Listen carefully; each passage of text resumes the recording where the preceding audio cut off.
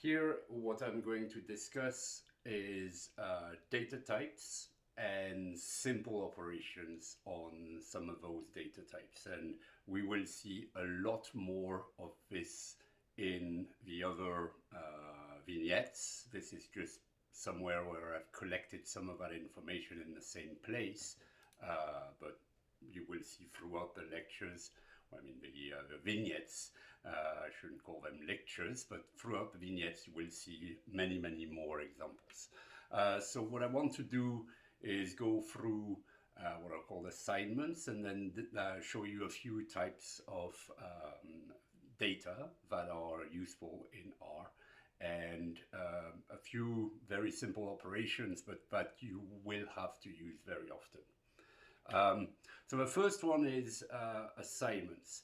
And here I'll make a remark. R has two ways of setting a variable to be a certain value. So the first and the official way of doing this is using this command, which is the algorithmic notation for assignment of a value.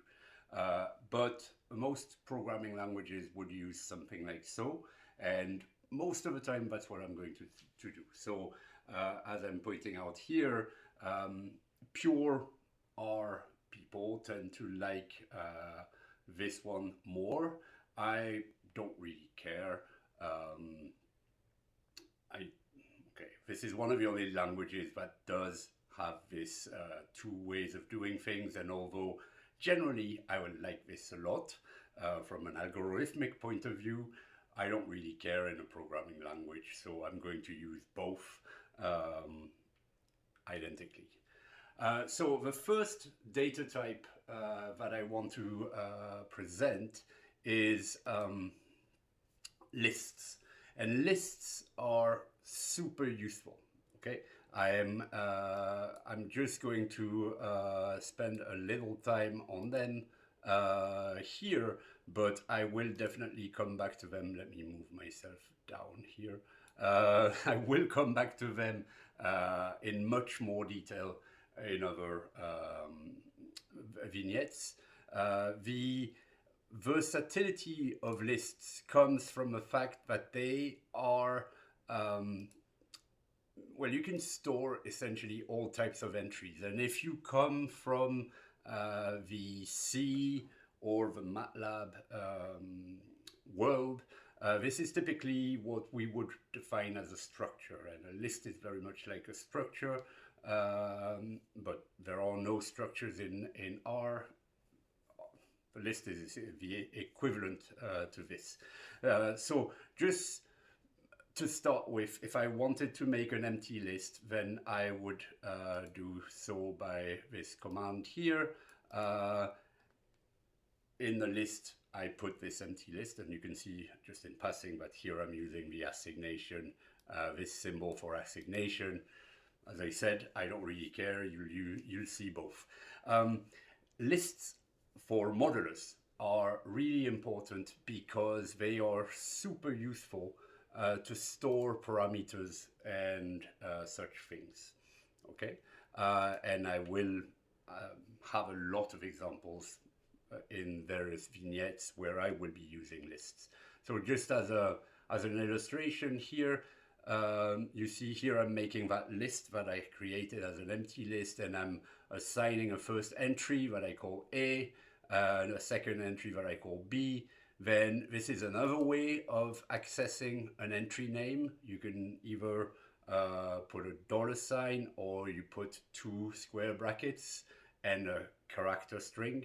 And this is so another list entry. And I'm going to say proof, for example.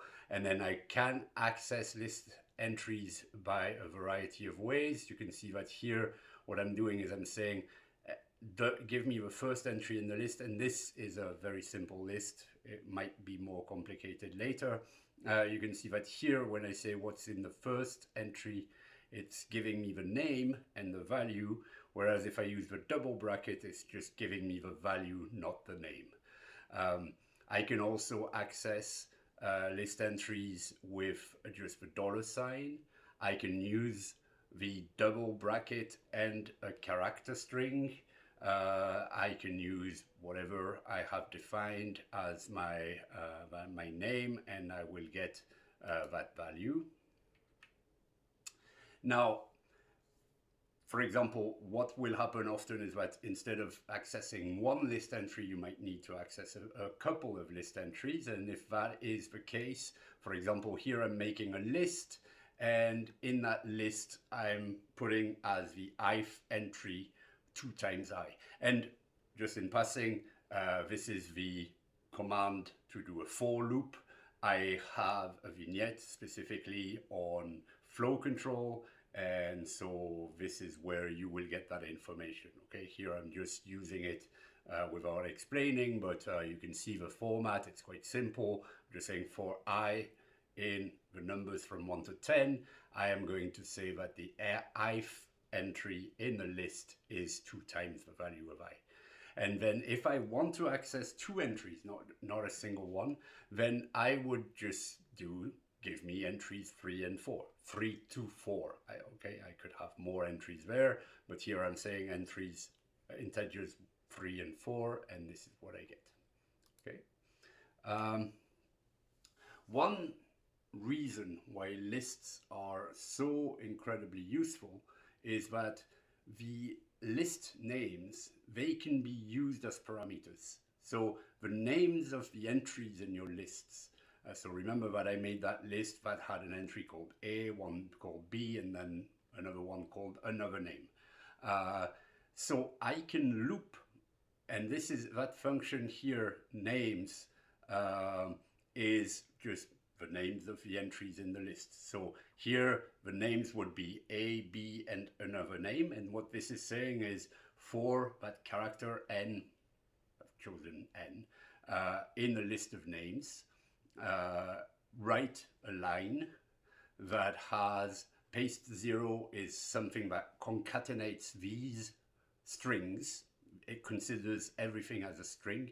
And the 0 comes from the fact that there are no spaces added between the different substrings. Okay, so here what this is saying is for all the names in this list, there are 3 of them, write a line that says n is equal to whatever n is here, and the content of the list with that index is this. And so you see the first one is n equals a, L of a is 10, second is n equals b, L of b is 3, and L of another name is proof. And so you see why this is really, really useful. And as I said, I'll have many other examples there, but the idea is that I'm going to be able to just iterate on whatever the list names are. And so to give you an example, here, for example, what I'm doing here is I'm creating a list, and I'm going to do something that is also really important with lists. I'm going to make a list of lists, okay? And you can see that what I'm doing here is I'm making L to be a list, and then I'm saying that L of 2024, that could be data for this year, is itself a list. And in this list, I'm going to put 2 entries. One is going to be the population, let's say it's 200, and one is going to be a vector that has 5 entries from 1 to 5. Okay. So if I look at the content of that list, what I get is 2024, and 2024 has 2 sublists. 2024 is a list itself, and it has 2 entries. One is population, and it's 200, and the other one is the vector that I defined, which is from 1 to 5. And you can see how very useful this is going to be when we are dealing with data. Because if, for instance, I'm loading in memory data that changes every year, but that is always the same. I have data for the population, I have data for a certain measurement, etc., then I can easily replicate the same structure for each year, and then I can use the 4 names that I was using on the previous slide to iterate through each year and get the same data. And again, as I said, we'll come back to that in other vignettes. The second very important data type that you will be using in R is vectors. So here I've numbered the lines just to make the point here. Here I'm creating, and I've just done that in my example for the list, but here this is explicitly a vector. I'm making a vector X that is going to contain the entries, the integers from 1 to 10. Okay, and here what I'm doing is I'm using this command, which is extremely important, C,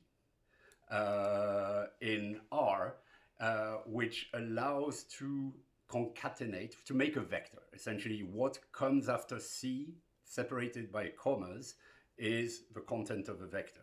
So what this is saying is that the vector Y contains the vector X, so the integers from 1 to 10, to which I append the number 12. And so you can see that this is exactly what I get here. I get the numbers from 1 to 10 and then 12. And just a remark in passing, you will see that in my slides, I'm doing this quite often. I'm putting the expression between parentheses. That means that the result appears. I don't have to explicitly say, show me the value of Y. When I put that command between parentheses, the command is evaluated and the result is displayed. Okay. So that's it for this. To concatenate vectors, as I have just said, the command C is something that you will learn and have to learn in R, I mean. And it is used to make vectors, to concatenate vectors, etc. So here, for example, I'm making X to be a vector from 1 to 5 with the entries from 1 to 5, Y to be a vector with the entries 10, 11, 12, and I'm just making Z to be the concatenation of these two vectors, and you can see here that I have the two vectors together. Now, vectors compared to lists have some limitations. They're really useful for a variety of things, but they have a major limitation, which is that the entries in a vector have the same type always. Okay, so here to illustrate this, I'm making a vector Z that has the entries blue, red and blue. And because I've got these little things, it means it's a character chain. You can also use single quotes, both work. So the vector Z has red and blue. And you see that here I'm doing this concatenation, as I've explained before. I'm adding the entry 1. But what is happening here is that you see when I ask what Z is, once I've added 1, you can see that 1 here is a character chain, I mean a string, not a number. And that is because the two entries that were already in the vector Z were characters, strings. Okay, so this is something to be aware of. The reason I pointed out is that this happens also with matrices. Vectors and matrices have only a single type of entries, whereas lists have whatever you want, and data frames that we'll see later also have what you want. And oftentimes you'll be playing back and forth between vectors and lists or matrices and data frames, and that is one source of error. It happens often that, for example, you have a data frame, you want to convert it to a matrix, and in the process, it wants to make all the entries of the same type, and that is not what your data frame had. Okay, so I'll come back to that in a variety of applications. One construct that you will see as a modeler will be useful very often is to go through a list or a vector or something like this, and you don't necessarily know a priori how many entries your vector is going to have. Say that, for example, you're doing something where the number of steps is going to depend on some condition that might differ, then you might have to populate a vector once every time. And so here, for example, of course, here I know exactly I'm specifying that I'm doing it 10 times, but the idea is the same. I can start with an empty vector, which is what this means. Okay, I'm making V a vector that has no element in it. And then for I going from 1 to 10 here, I'm going to say that V is what was in V, to which I concatenate 2 times the value of I. Okay, so I get the same vector that I had at some point in a list before. You can see that the vector is 2, 4, 6, 8, 10, etc. And this is simply because every time I've taken the vector that was there already, starting with the empty vector, and I'm concatenating the next entry. Okay? So this is a very useful construct that we will use over and over again.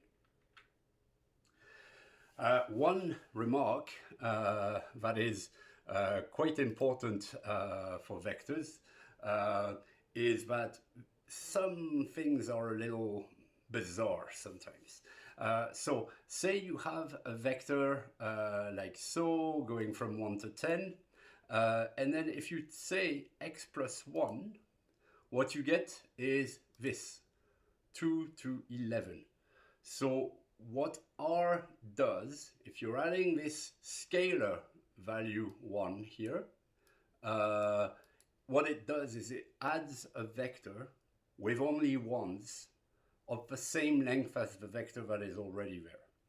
Okay, and this is also a source of mistakes because, well, this should yield an error if you think about it, because it doesn't mean anything to add 1 to a vector, but what it can be super useful. Okay, there are cases where you're going to use this voluntarily because you just want to shift all the entries by a certain quantity, but you have to be aware that this is what happens. Okay, so this is an important remark.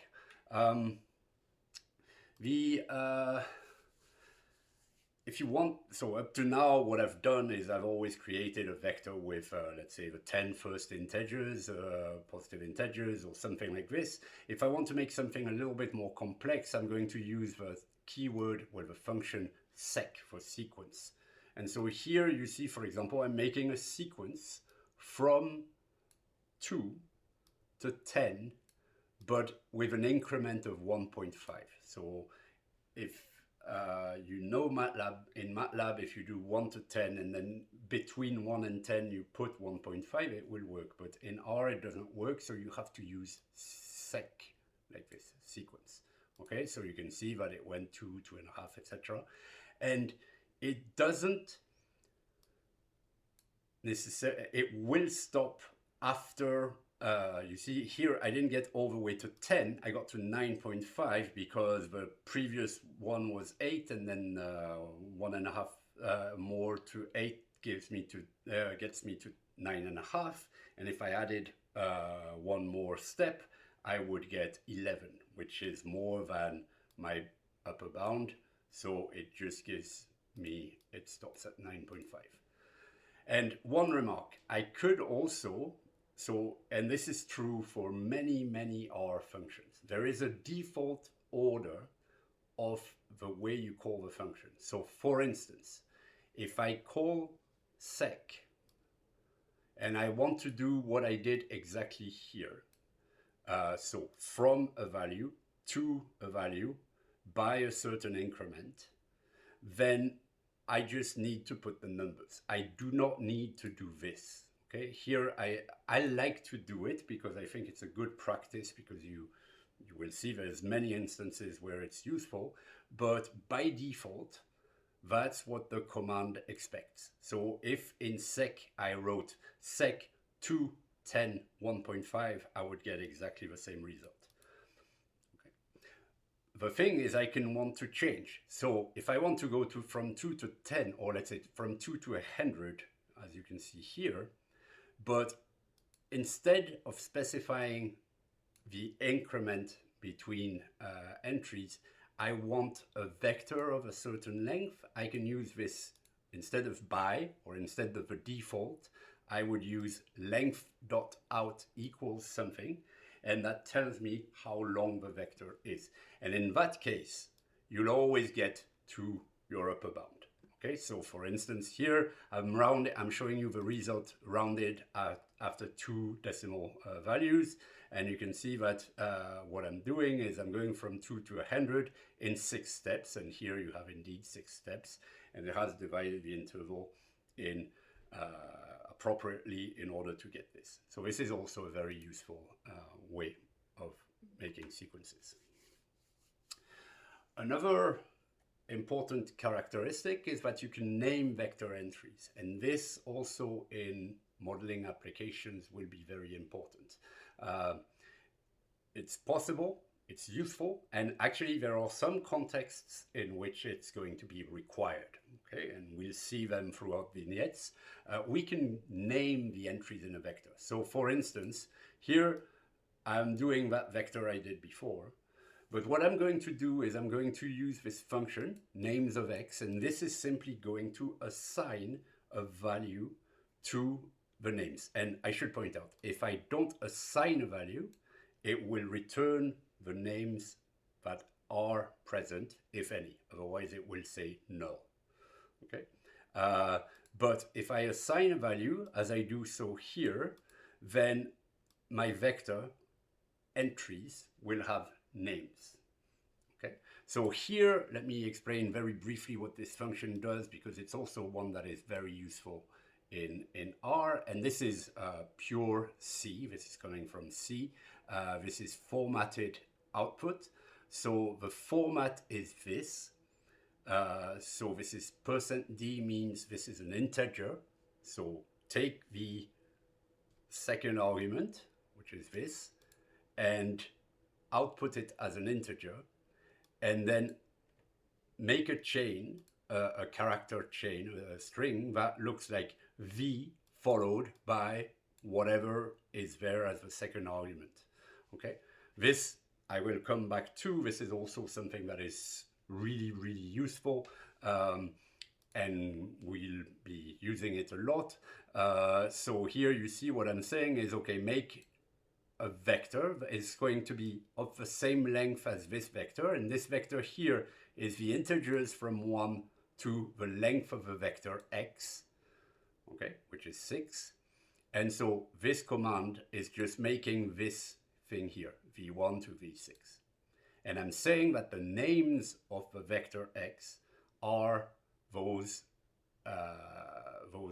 names that I just defined. And so that means that afterwards, I can access the vector entry by saying x of 5, as I would normally do, but I can also use this name that I've just given and say x of v5, okay, but remember, so this is a string, okay, it has to be a string, so I could either say x of 5 without a string character, so without the 2 double quotes, or I could say, like I do here, and say x of v5, and that would access the same entry. Okay, so it gives you a variety of ways of accessing vector entries, and this is going to be really useful. For example, I'll give a simple one. When we do differential equations, that's essentially what the numerical solver is expecting. The other very useful for modelers type of data is, of course, matrices. So to make a matrix or a vector of zeros, I can use this command, mat or vec. Note that there are dots here. Mat or vec, and this is number of rows and number of columns. And again, it's expecting the arguments in this order. So you might say, you can just write 2 and 3. 2, 3, but I always, like, here I know what I'm doing, okay? And if someone changes things around, it will still work. Whereas if I'm just using the implied order, then it might not work. Okay, so here I'm making a matrix that has 2 rows and 3 columns and as I said, when you use mat or vec, what you get is a 0 matrix. Okay, so here is the matrix, and you can see that its entries are labeled. So this is the first row. This is the second row. So 1, everything, and I'll come back to that in a second. 1 comma everything, 2 comma everything, or here this is the first column, so comma, so everything, comma 1, so first column, everything in the second column, everything in the third column. Okay. I can also, of course, prescribe my entries.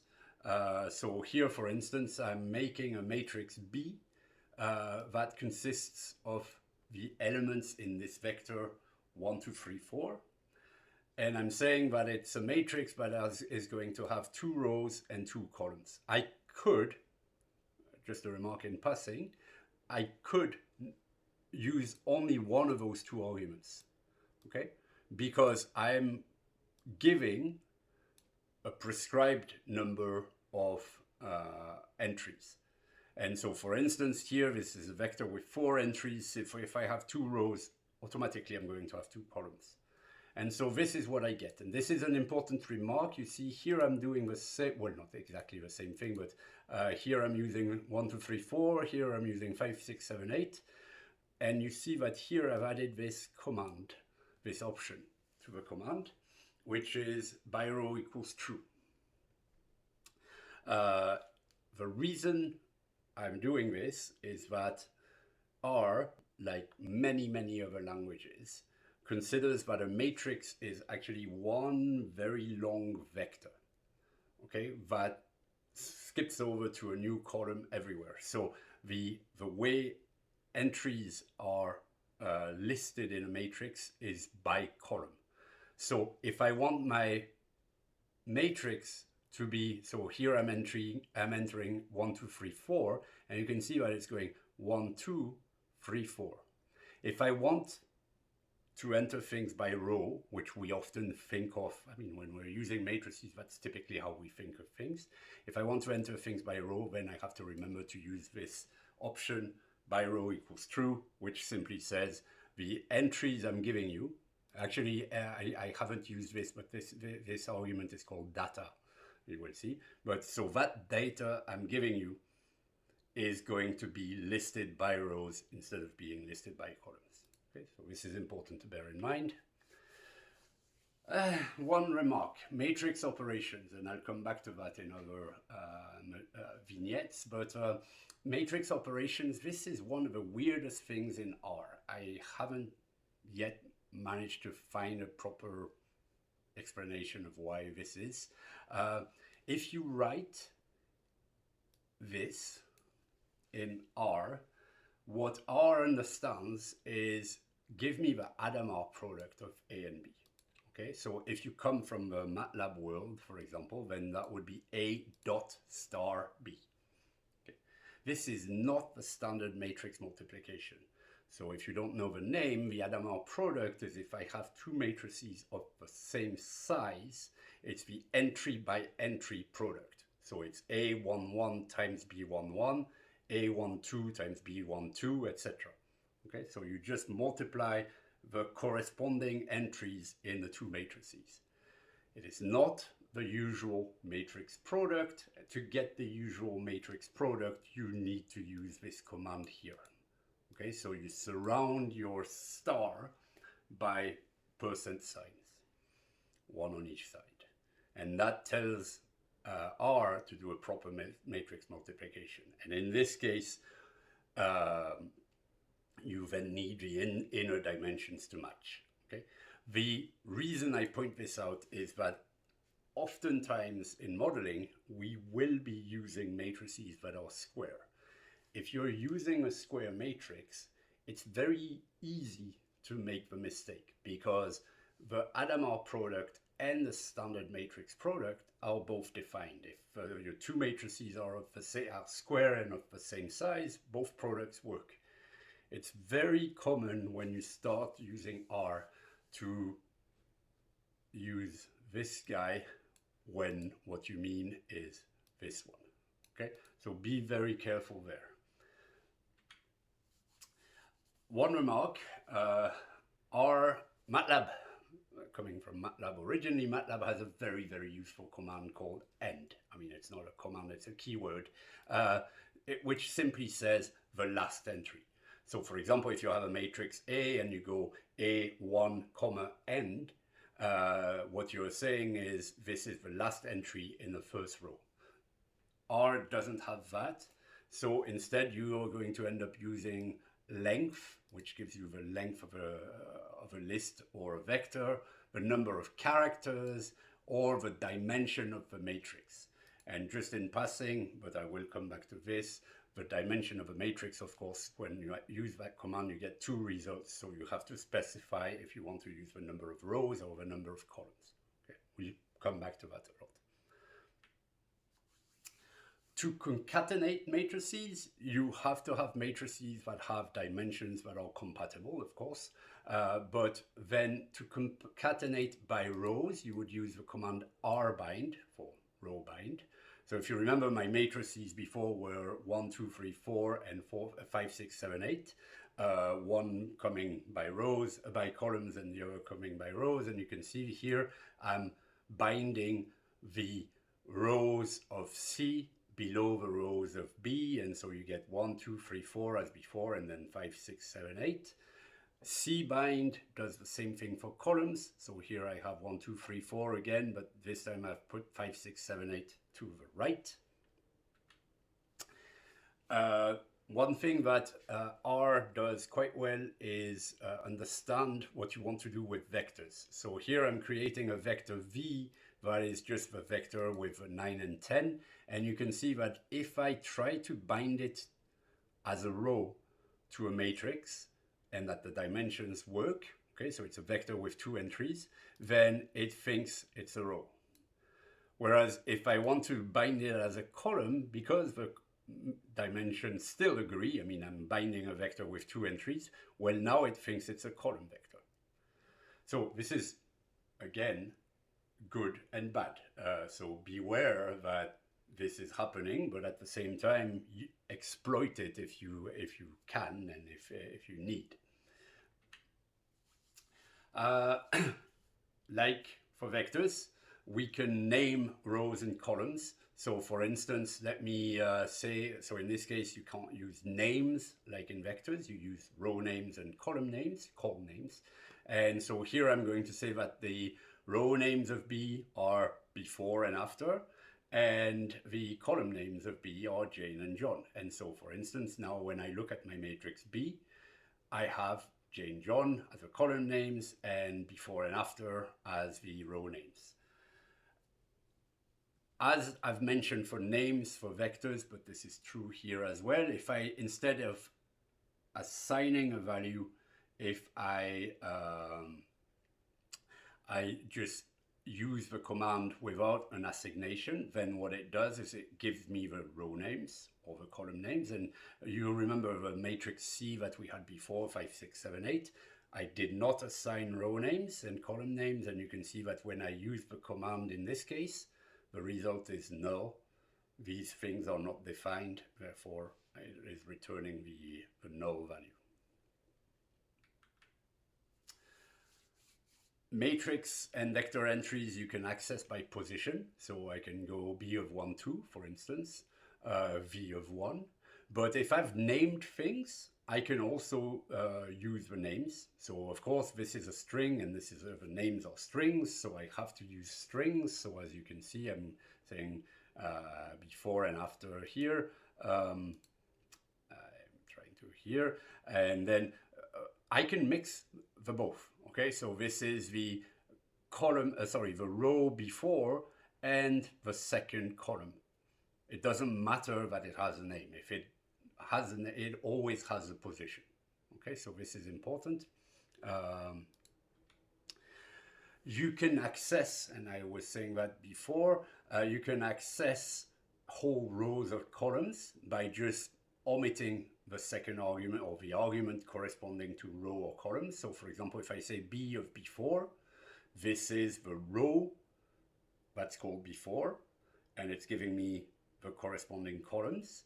If I ask B of Jane, then this is a column.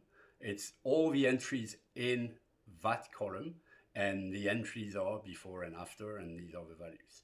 I could also do the same thing with the index, okay, the numerical index. This works the same way. I can, if I omit both, I'm saying all rows and all columns, and therefore what I get is my original matrix.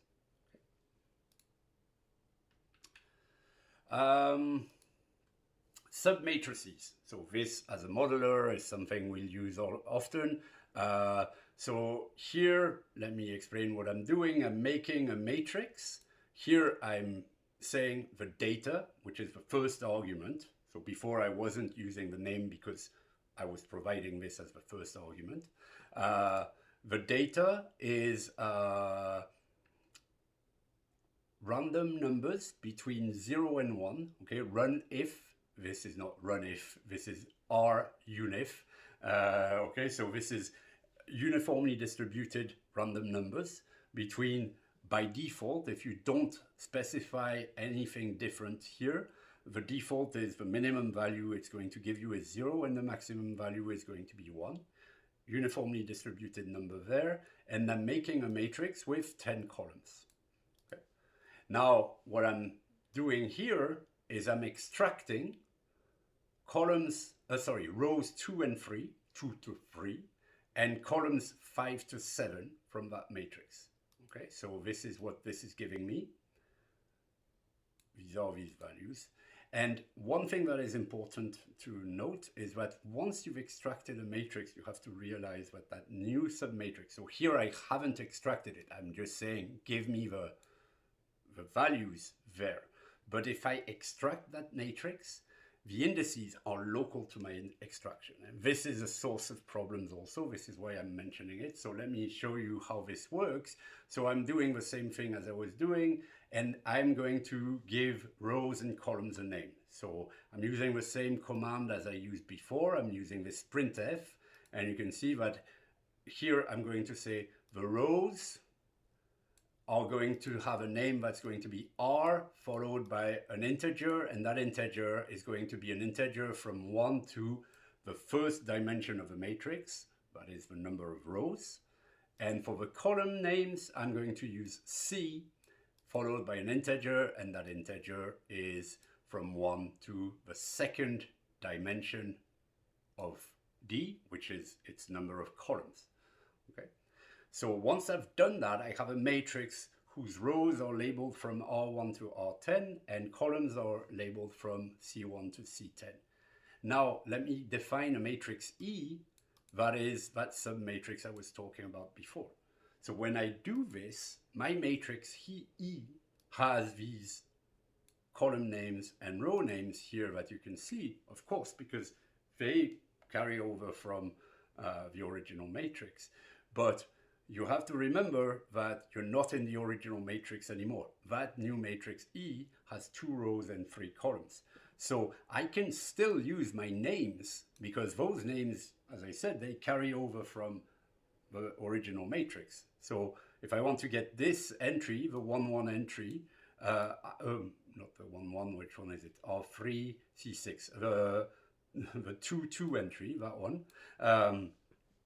If I want to get this entry, I can do like this, but if I want to not name it, but use it in indices, I have to use 2-2 because this is relative to this new matrix, not the old matrix. And the reason I explain this is that you will see later we will be using a command called which, and we will use it very, very often in all the vignettes.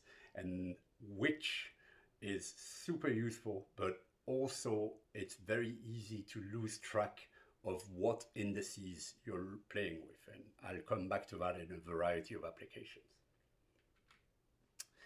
Okay, the last, I believe, type of data that I want to talk about is one of the most important ones in R. It's what's called data frames. And so if you look at the doc, this is how data frames are defined. They're tightly coupled collections of variables which share many of the properties of matrices and of lists, and they're used as the fundamental data structure by most of R's modeling software.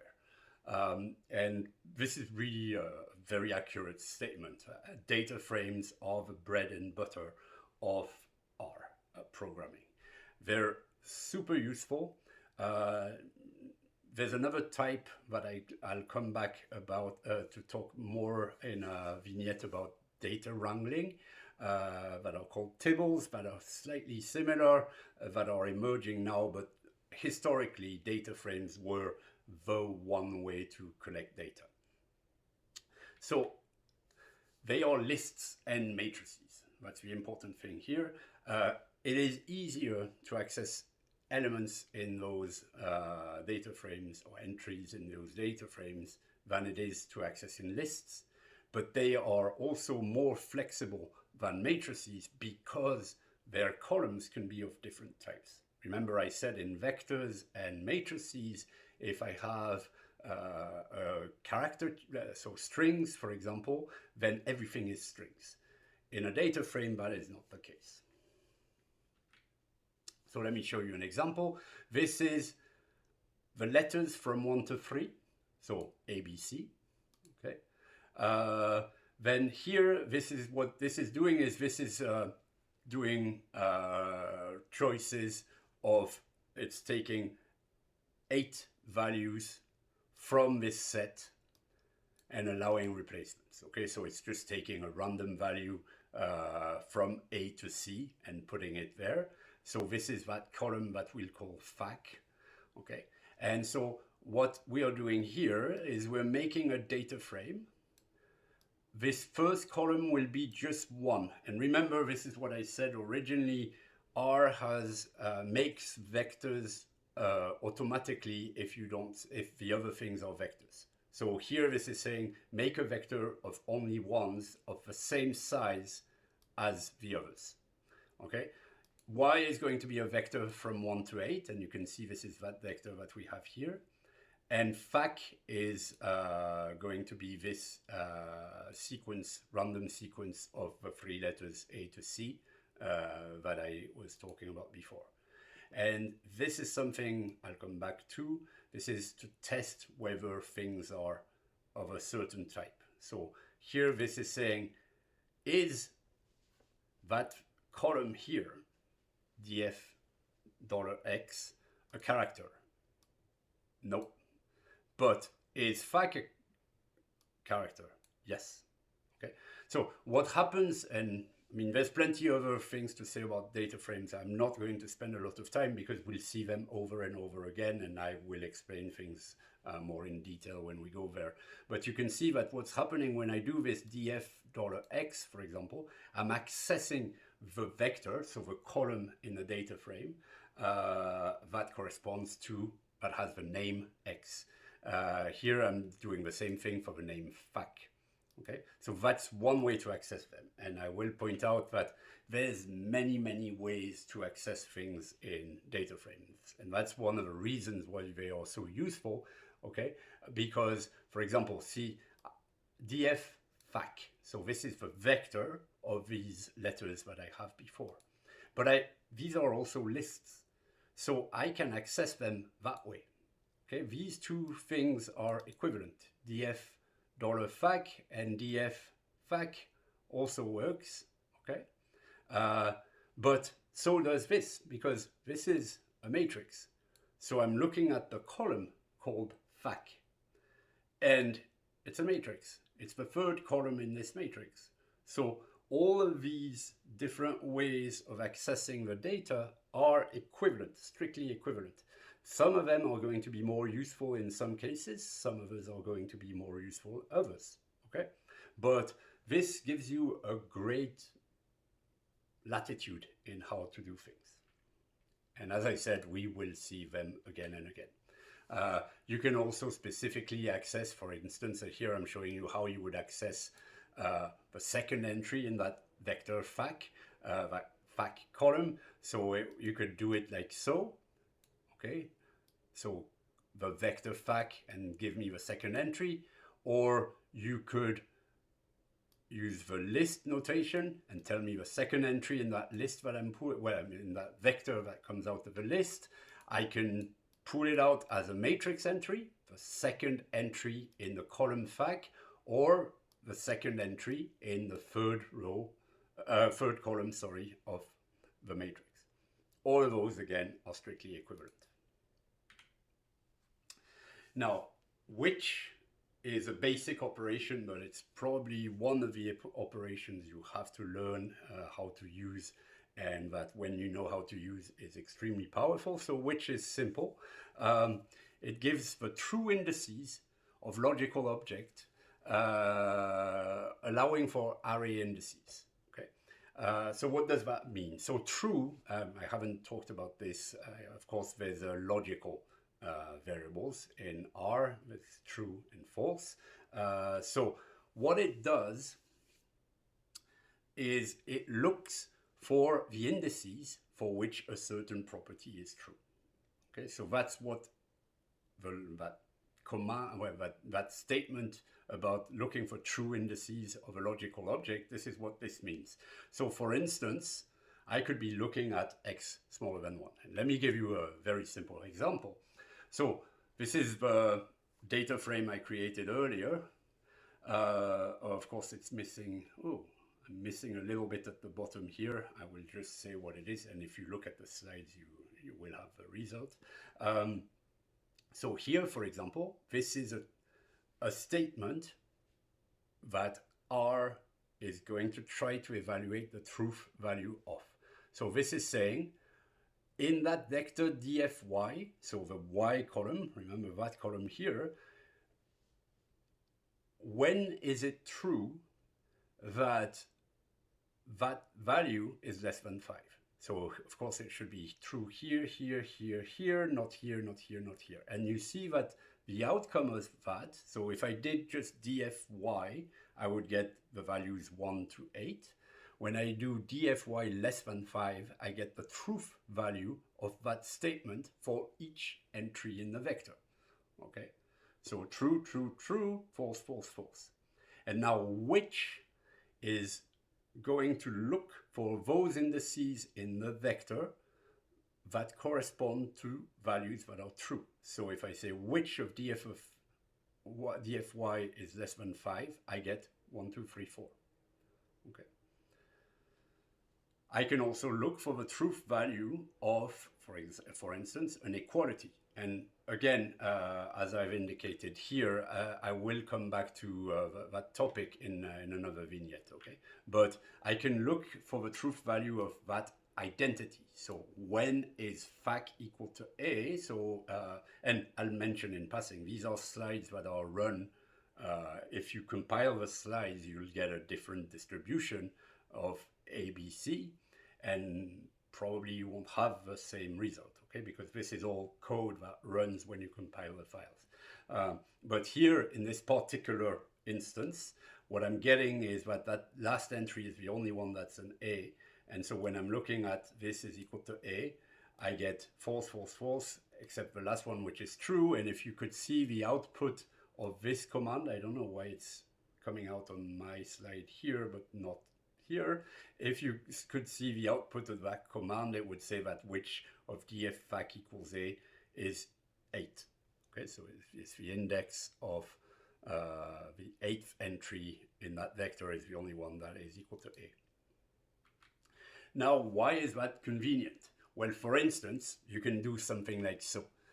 And this is something we will do very often. I'm going to say that in that third column, fac, here, I'm going to look for those indices of entries that are equal to A, and I'm going to set them equal to Z. Okay, and you can see what it's done. Remember, it's only the last one that was equal to A. Well, by using this command, I've replaced any entry that was like that had that property that I'm seeking. I've replaced it by Z. And that's going to be super useful, for instance, when you have a big table of data and you want to exclude, I don't know, negative values, for example. Well, you would just look for negative values and say that those entries that have a negative value should be 0, for instance. Another thing that which can do is it can return array indices. So here I'm doing the same thing I've done before. I'm creating a matrix here. I'm making 25 random numbers between 0 and 1, 5 by 5 matrix.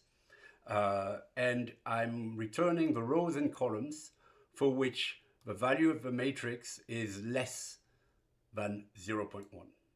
Okay, the value of the entry is less than 0.1, and I'm asking it to return the array indices. Okay, so this is an option to which that is false by default, but you can turn it on by saying r.ind equals true.